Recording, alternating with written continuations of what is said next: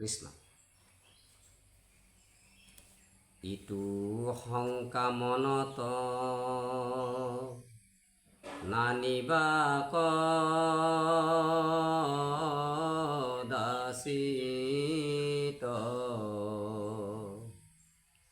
শুনিও কনামৰ মহিমা বিপৰীত।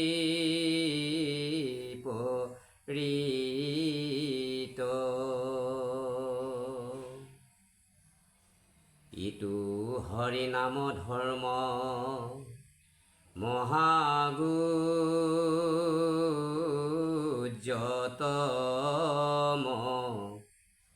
ইহাত বিশ্বাস যাৰ সেই নৰোত্তম।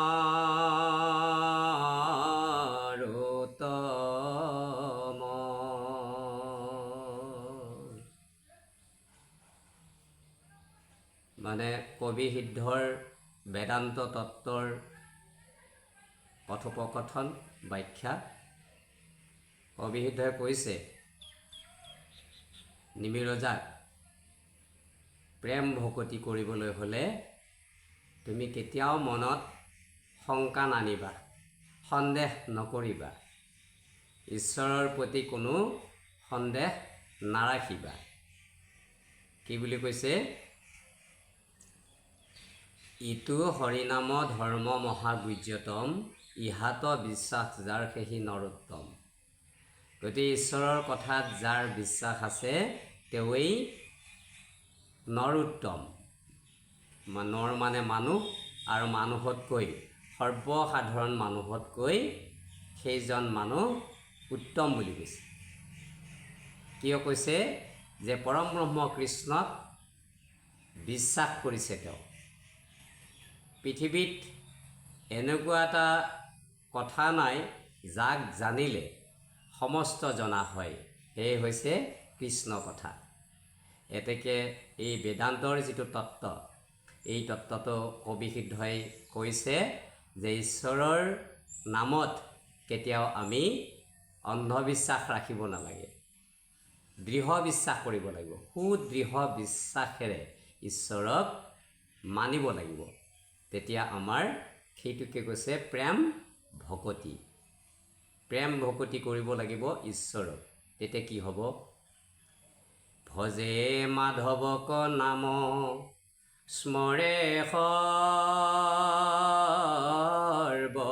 সৰ্বক্ষণ, একেবাৰে সিজে তাৰ তিনি প্ৰয়োজন।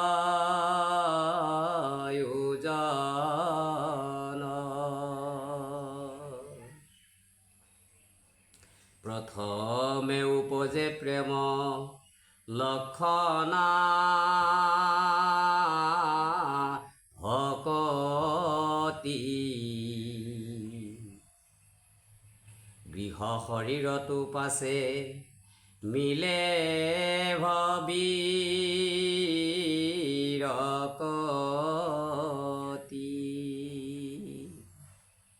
শৰীৰত বিশ্বাস কৰিলে একেবাৰে তিনিটা প্ৰয়োজন সিদ্ধি হয় বুলি কৈছে।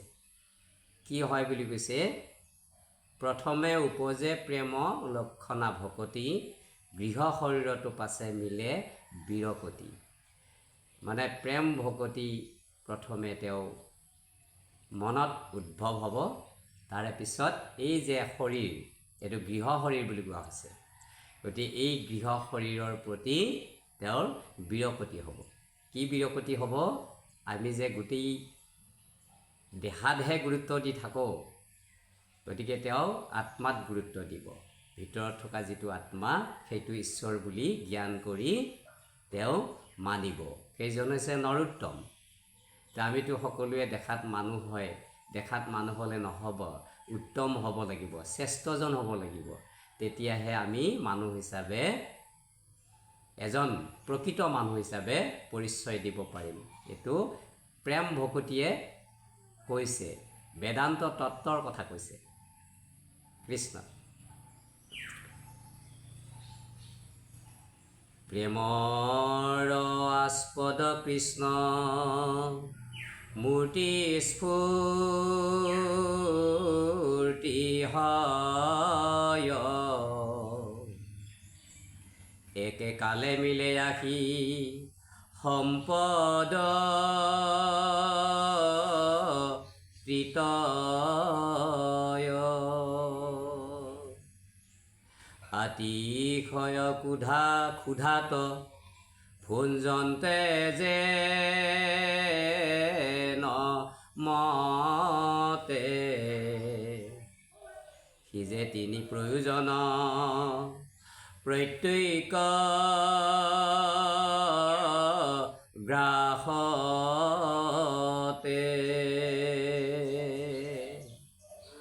এটা উদাহৰণ দি কৈছে কি উদাহৰণ দি কৈছে আতিশয় ক্ষুধাত ভুঞ্জন্তে যেন মতে সি যে তিনি প্ৰয়োজন প্ৰত্যেক গ্ৰাসতে মানে আমি যেতিয়া খুব ভোক লাগি থাকে তেতিয়া আমি এগঢ়া যেতিয়া মহাপ্ৰসাদ বা ভাত খাই দিম তেতিয়া আমাৰ কি হয় তিনিটা বস্তু লগে লগে তিনিটা বস্তু সন্তুষ্ট হয় মন প্ৰাণ ইন্দ্ৰিয়বৰ্গ দেহটো লগে লগে সন্তুষ্ট হয় জীৱ পাই যায় ঠিক তেনেকৈ এবাৰ যদি কৃষ্ণ নাম গোৱা হয় এই তিনিটা প্ৰয়োজন হৈছে প্ৰথমে কি কৰিব প্ৰেম ভগৱতী আহিব দ্বিতীয়তে শৰীৰৰ প্ৰতি কোনো মায় মমতা নাথাকিব আৰু ঈশ্বৰ প্ৰাপ্তি হ'ব সেইটোৱেই হৈছে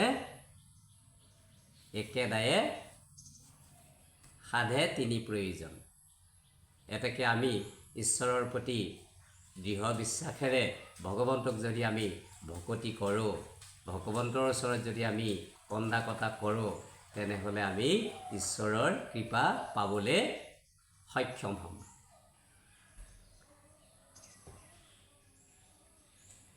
হুৱে তুষ্ট দেহ পুষ্ট ক্ষুধা গুচি যাই প্ৰেম ভকতিৰ ৰাজা শুনা অভিপ্ৰায়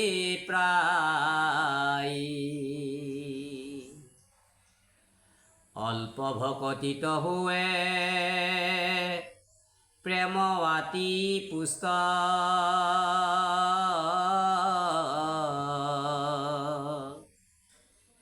কিঞ্চিত ভোজনে যেন কিছুমান তুষ্ট উপজে পৰম প্ৰেম একান্ত ভজনে মিলে মহাতুষ্ট যেন প্ৰচুৰ ভোজনে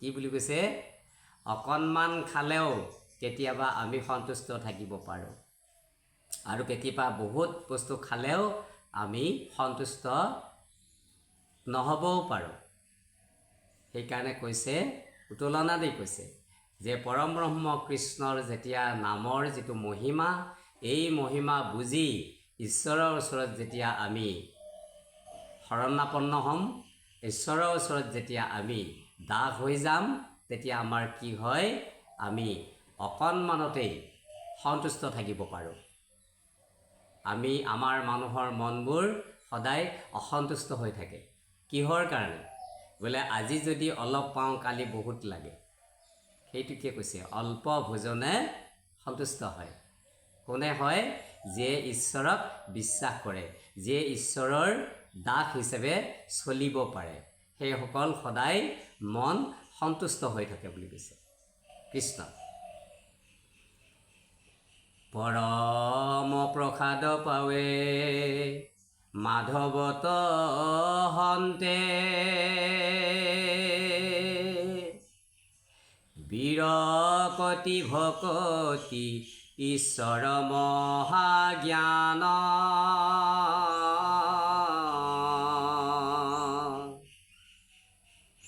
উপজয় ভকতে পাৱে আপুতি প্ৰমাণ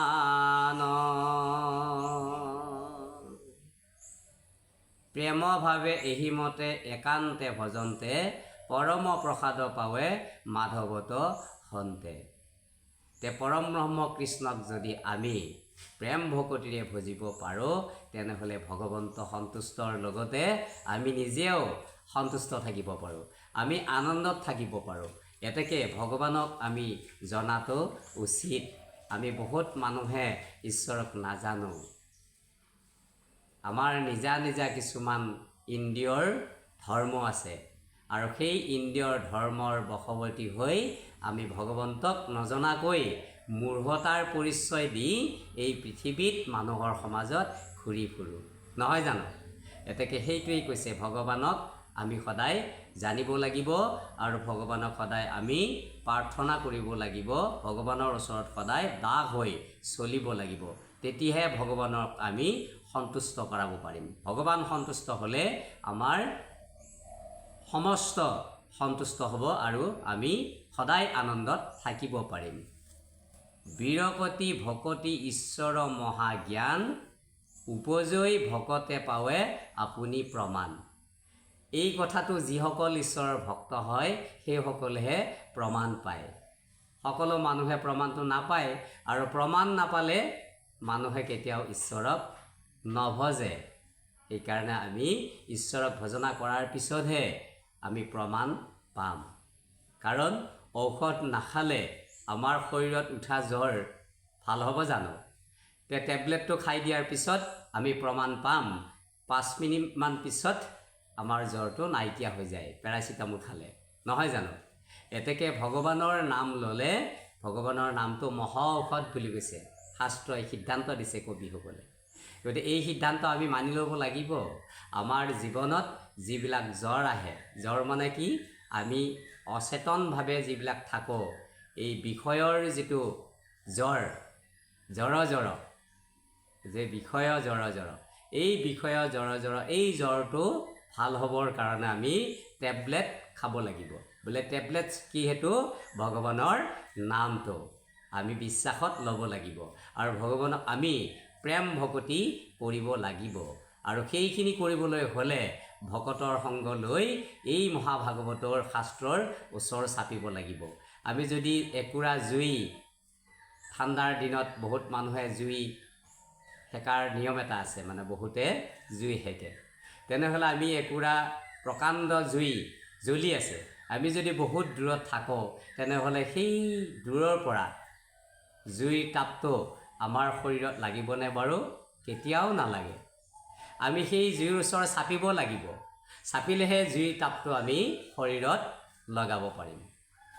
তদ্ৰূপ আমি ভাগৱতৰ ওচৰ চাপিব লাগিব, তেতিয়াহে এই যিটো প্ৰেম ভকতি আমাৰ শৰীৰত বা মনত লাগিব। এতেকে আমি কেতিয়াও এই ভাগৱতৰ দূৰত থাকিলে ভাগৱতৰ বেদান্ত তত্ত্ব ব্যাখ্যানটো আমি কেতিয়াও বুজি নাপাম। বেদান্তৰ তত্ত্ব সেইটোৱেই, পৰম ব্ৰহ্ম কৃষ্ণক, পৰমাত্মাক আমি ভকতিৰে সন্তুষ্ট কৰিব লাগিব বুলি কৈছে। এই কথাখিনি নিমিৰজাৰ আগত কৈছে, লগতে আমাৰো আগত কৈছে, আমাকো কৈছে। আমিও মানিব লাগিব, তেতিয়াহে আমি নিমিৰজাই যেনেকৈ ঈশ্বৰক পালে তেনেদৰে আমি পাবলৈ সক্ষম হ'ম। শুৱই চিত্ত শান্ত গুছে বিষয় বিয়াকুল, কদাচিতো নেৰৈ আৰ কৃষ্ণ পদমূল, বেদ শিৰো ৰত্ন কহে ইহা সম্প্ৰতি, কৈলো মহাভাগৱত ধৰ্ম তোমাত নৃপতি। বোলে নিমিৰজা, তোমাৰ আগত এই বেদান্তৰ তত্ত্বৰ কথাখিনি ক'লো, এইটো বেদৰ সাৰ।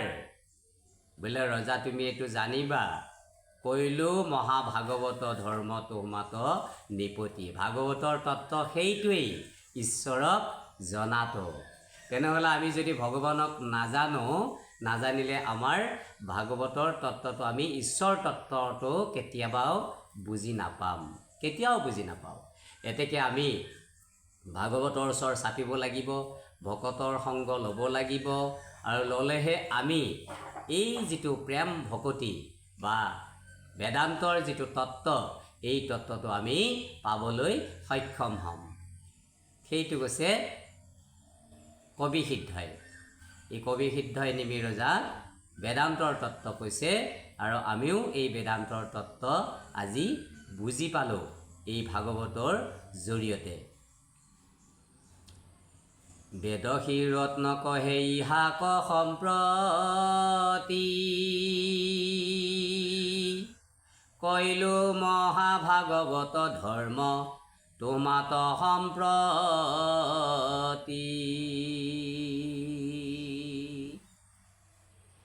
হেন শুনি নিমি দুনাই দিলন্ত উত্তৰ,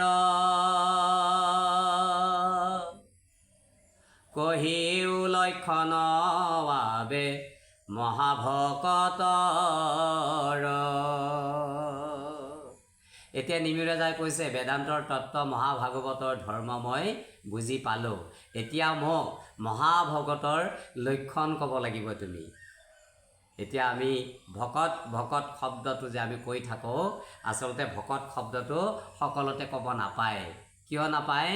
আমি যদি যাকে তাকে ভকত বুলি কওঁ তেনেহ'লে কি হ'ব? ইয়াতে 6জন ভাগৱতত 6জন ভকত আছে।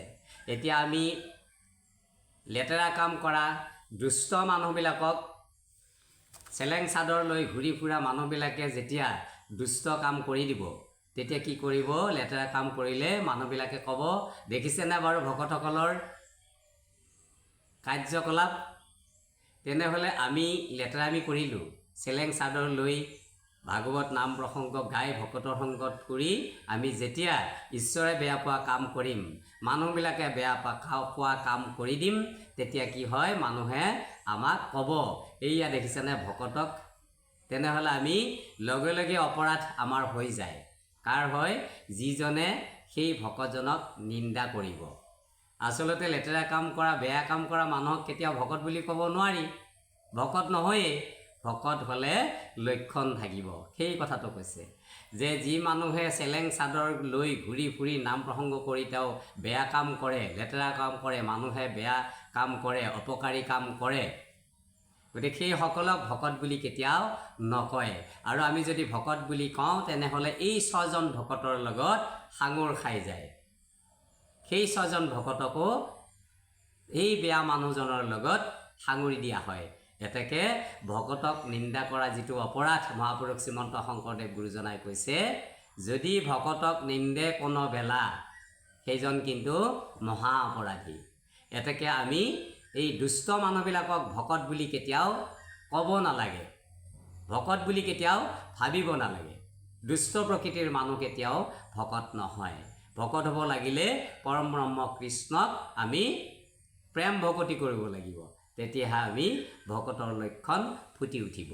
কৃষ্ণ কৃষ্ণ।